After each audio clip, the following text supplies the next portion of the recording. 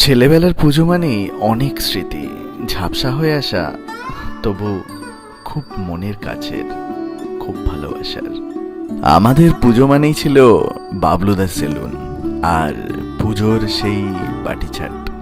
বাঁশে ঝোলা ছিল পুজোর সময়ের সবচেয়ে প্রিয় খেলা।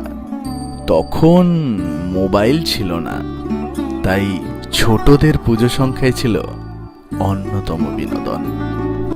একটু লুজ রাখবেন যাতে পরের বারেও হয়। দর্জির কাছিতেই ছিল বাবার ভরসা। মহালয়ার বিকেল থেকে শুরু হতো টিনের পিস্তল আর ক্যাপরোলের ফটফট আওয়াজ, কিংবা ছাদে চাদর পেতে বাজি রোদে দেওয়া।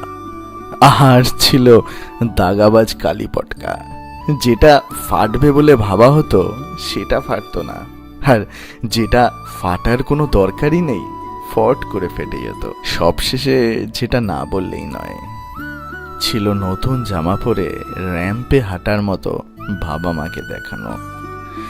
নিজের পছন্দ না হলেও কিছু বিশেষ এসে যেত না, কেননা ছোটদের মতামত বিশেষ গ্রাহ্য ছিল না।